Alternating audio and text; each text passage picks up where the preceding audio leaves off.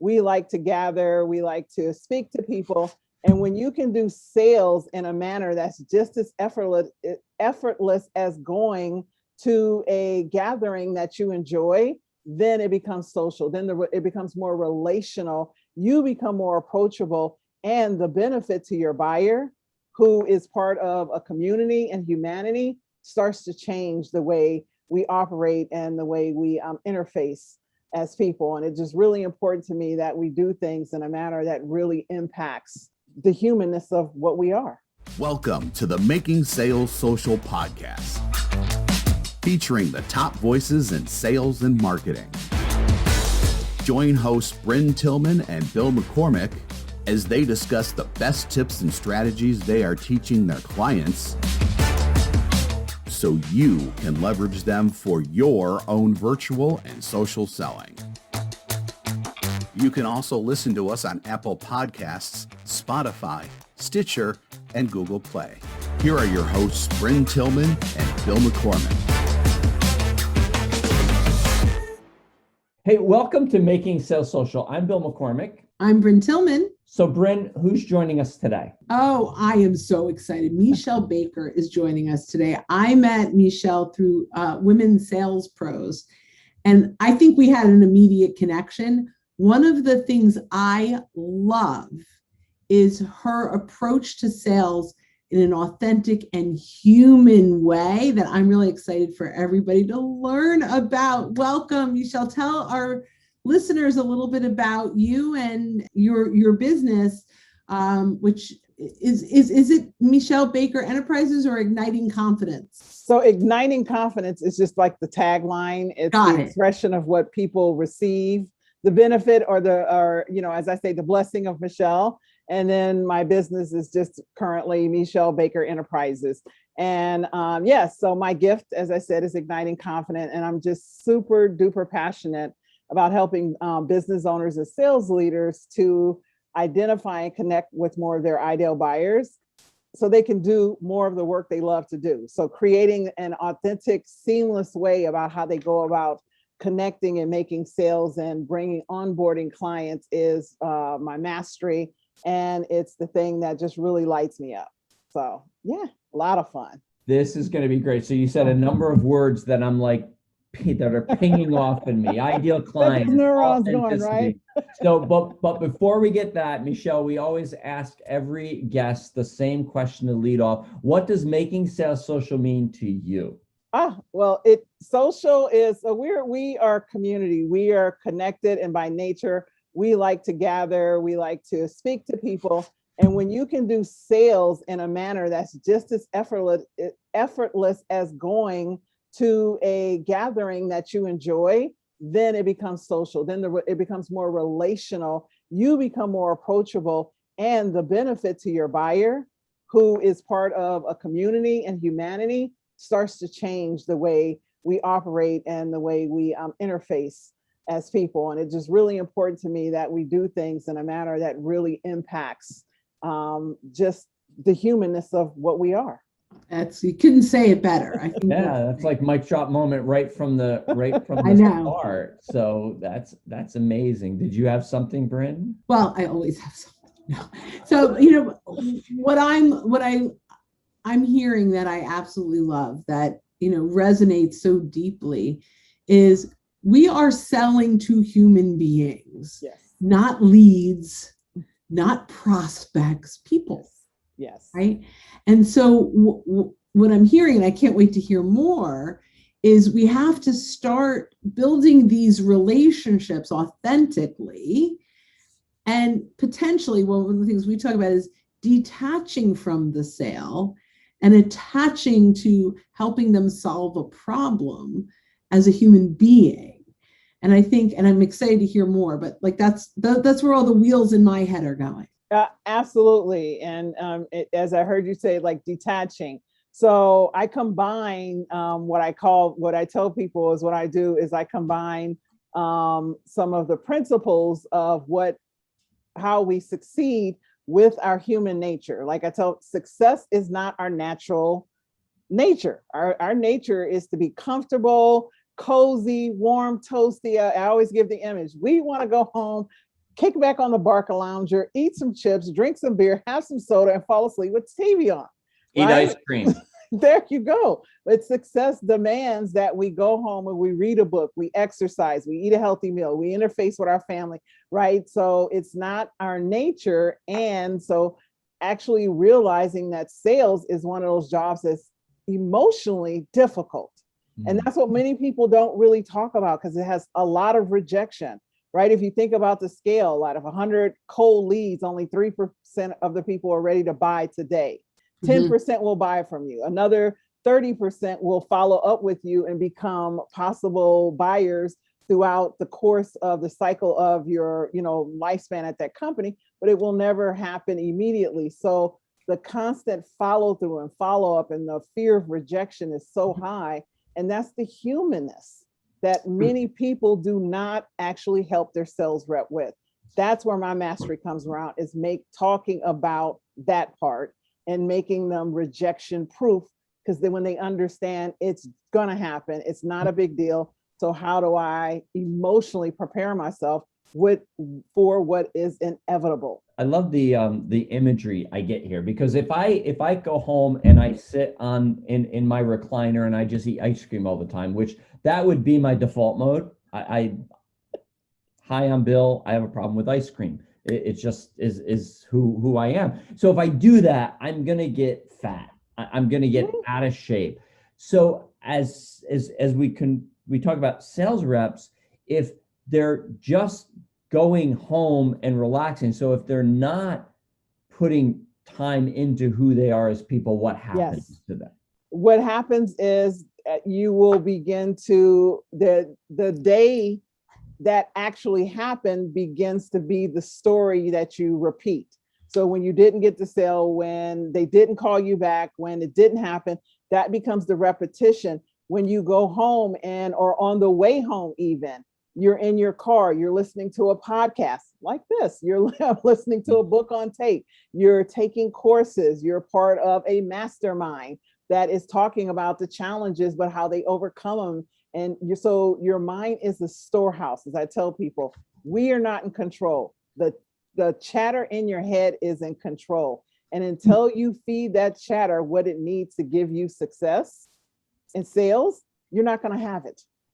So do you think of chatter like mantras, or like what is chat? Like define chatter and how we can control that maybe? Yes. So in terms of the way we are, 90% of our decision making comes from the unconscious. It's already made before, right? So once you actually open your mouth and start talking, it's already too late. Like it's already been synthesized at an unconscious level. We are habits, creatures of habits. And, research has shown, Joe Dispenza done a lot of research around this. The Power of Habit, there's another book you can read, Atomic Habits, really talk about all the Atomic Habits, right? Talk about how habitual we are. So since success is not your nature, creating the habit of success is requisite to sales, right? Top performers don't think about what they have to do.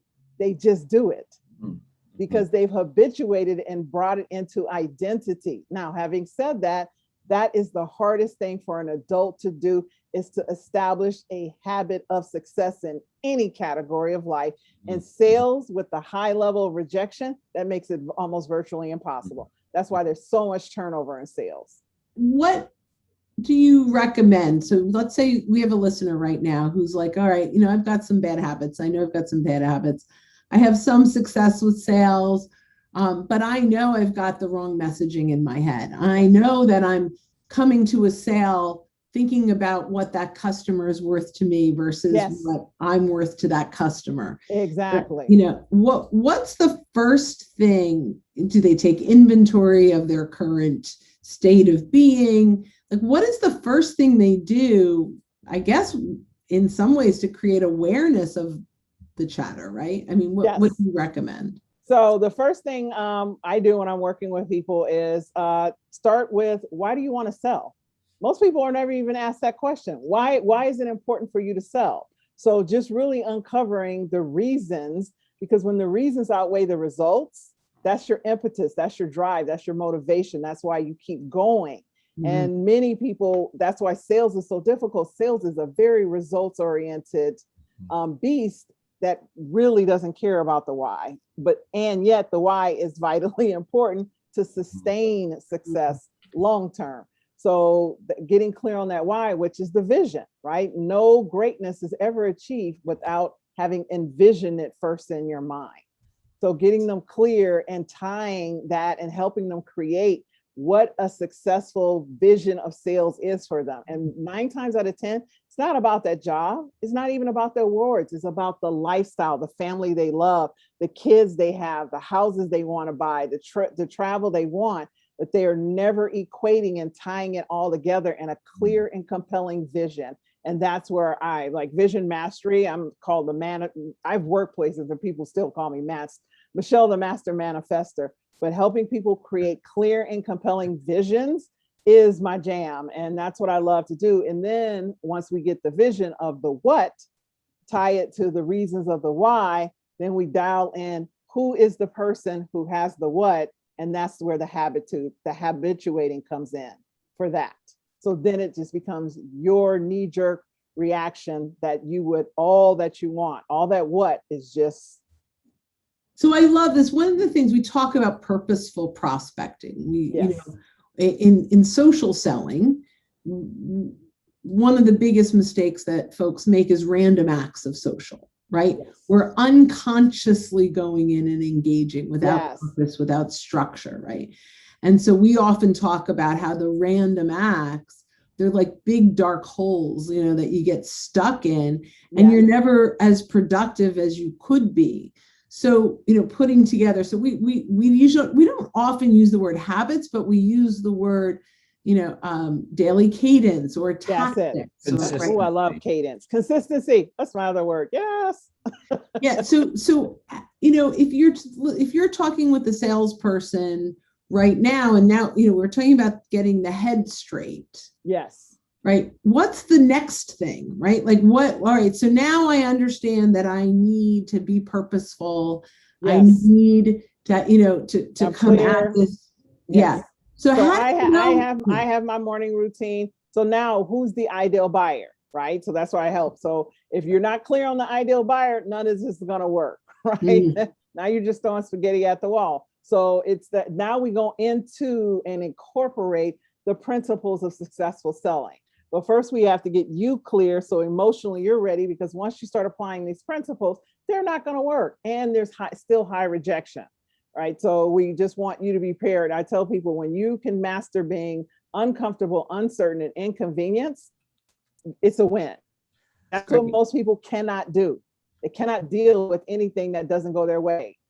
Every day doesn't go your way when you think about it. But yes, who is that ideal buyer? And being prepared. So start now that you have a vision, you start creating visions before you prospect, before you pick up the phone and dial, before you go live on Facebook. What is the outcome that's going to be beneficial to that ideal buyer? How are you speaking to them in a way that lights them up? It's not about you getting the sale. It's about you transforming a life or leaving someone better off, right? So it's a process of what I call nurturing. If you constantly seed and nurture, you will always have a harvest. But most of what is taught in sales is just how to go out and hunt.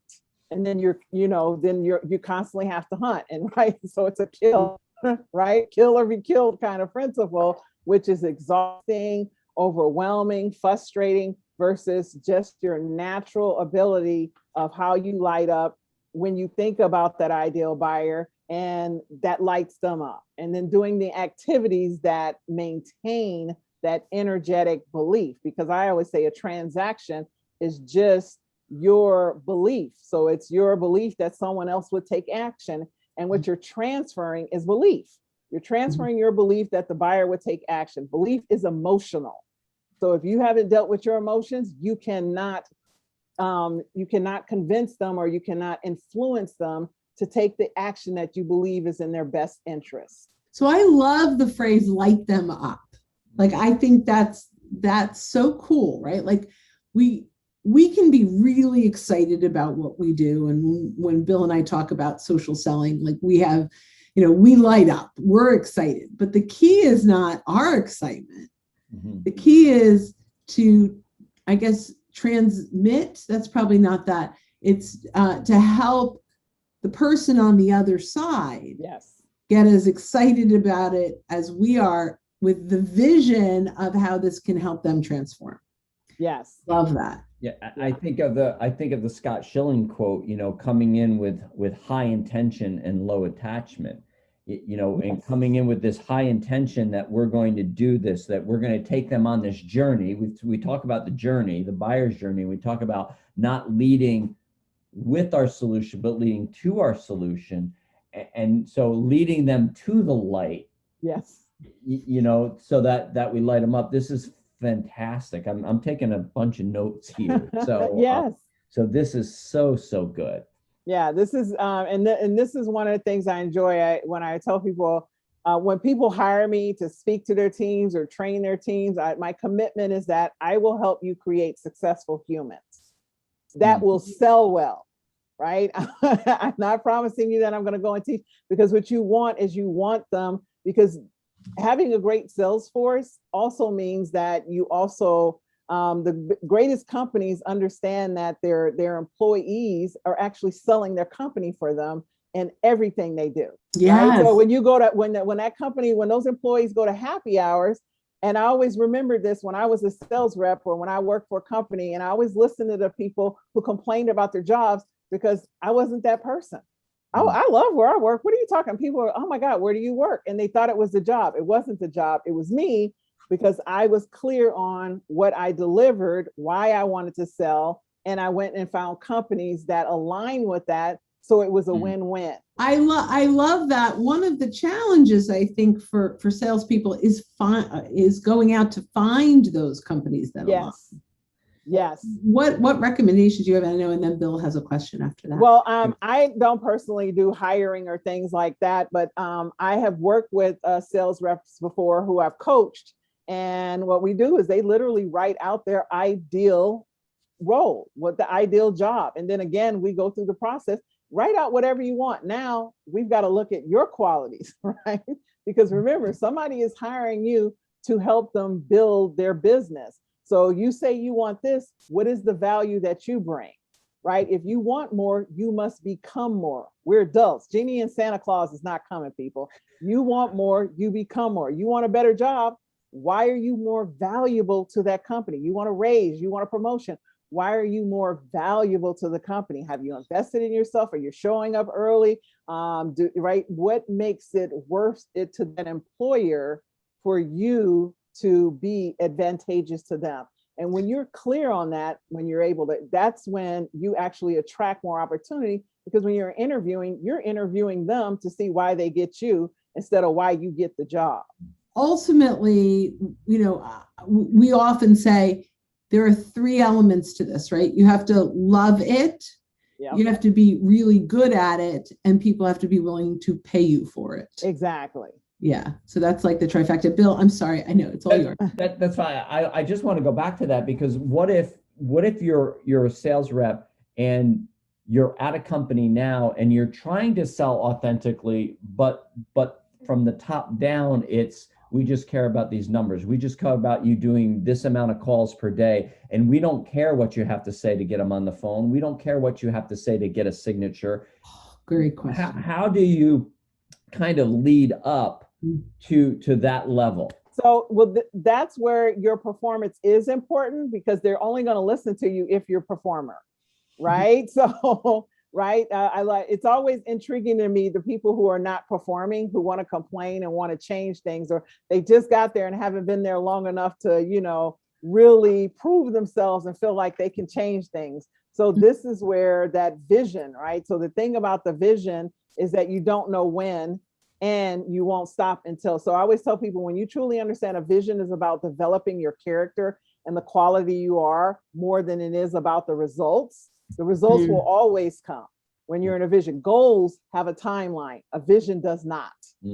Right. So, and so when you decide the vision of you impacting that company, if you believe that authentic selling is in the best interest of that company, then you sit down and you write a vision of that. And if it doesn't serve, what the world or the universe or whatever you want to call it will actually place you where you need to be. Opportunity will show up as long as you stay valuable, right? As long as you stay positive and favorable, no matter what. Your belief is always in that there's something greater. And if you see it and they don't, then you are there to give it to them. And if not them, the next person who will benefit you.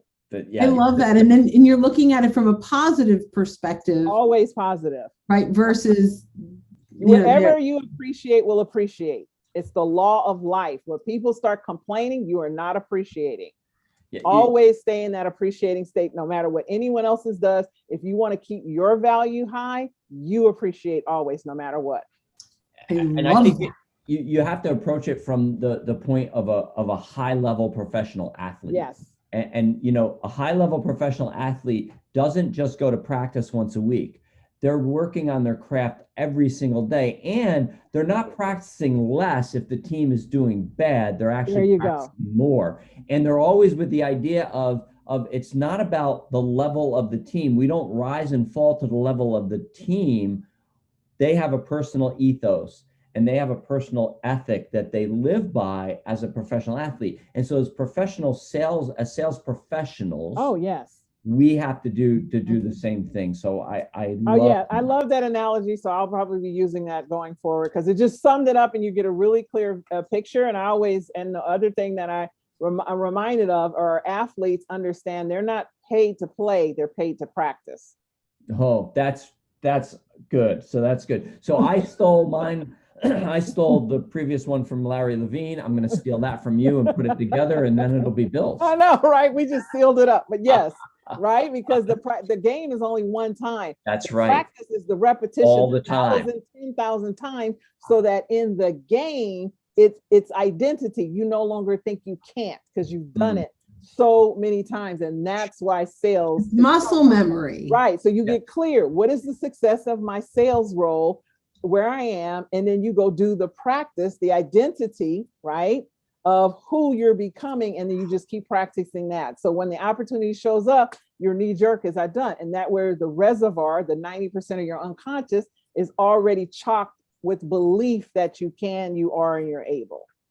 All right, so I'm just going to tell everyone, pause this right now, rewind to these last couple of minutes. Brilliant. And just keep re-listening to that, because that's where success lies in sales.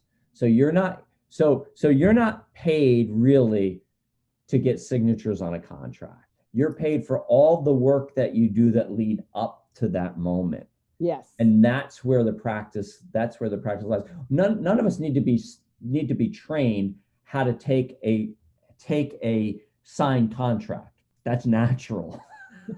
I'll do that all day long. So this is so good. And unfortunately, we are coming to the end of our time. But wow, this is fantastic. So Meshell, tell everyone a little bit more about what you do, how they might get a hold of you to work with you, and how they can stay in touch with you. Yeah, well, thanks so much. So a little bit about the work I do. You work with me in several ways. One is speaking. So people bring me in, and I always call it the warm up, right? So you'll bring me in to either speak or do a half day or full day with your team or your client facing employees, right? And it's all about helping them to reimagine what success looks like for them, right? And so then they'll either bring me in for sales, for training, which I do is either as, strictly confidence, or it's the sales confidence. So it's the psychology. The work I do requires that they do at least 12 weeks, because it's behavioral. It's all conditioning, and there is no, right? So the sales playbook, the 1 week, that is not anything. I can refer you to people who do that, but many people I know have already done that. And they're wondering why they're not getting consistent results. They're wondering why they have turnover. They're wondering why they can't keep people motivated, right? Or they're dealing with a team that's been hit hard by COVID, and they're really wanting to amp them up, to ignite their belief that they can succeed in the vision of the company that's created. And that's where I come in and do that work with business owners and sales leaders to help them to really create lasting, long-term behavioral changes. fantastic. And so how can folks so they can get in touch with me by either email me at Meshell@meshellbaker.com. So you can email me directly, and I will send you a link, or myself or my assistant will send you a link, and we'll get on a chat and see what fun and magic we can make with you and your team. Or if you are wanting to connect and just use a tool, if my name is MeshelLBaker.com/vision, I have a vision board download that you can actually access, and it'll also give you, so that people can think about what the clarity of the vision is. So thank you so much, Meshell. This was so good. I've got a whole page of notes here. And thank you to all those who have been listening and watching. And we hope to see you again soon. And don't forget, as you're out and about this week, don't forget to make your sales social. Bye-bye, everyone. Thanks for watching, and join us again for more special guest instructors bringing you marketing, sales training, and social selling strategies that will set you apart. Hit the subscribe button below to get the latest episodes from the Making Sales Social podcast. Give this video a thumbs up and comment down below on what you want to hear from us next. You can also listen to us on Apple Podcasts, Spotify, Stitcher, and Google Play. Visit our website, socialsaleslink.com, for more information.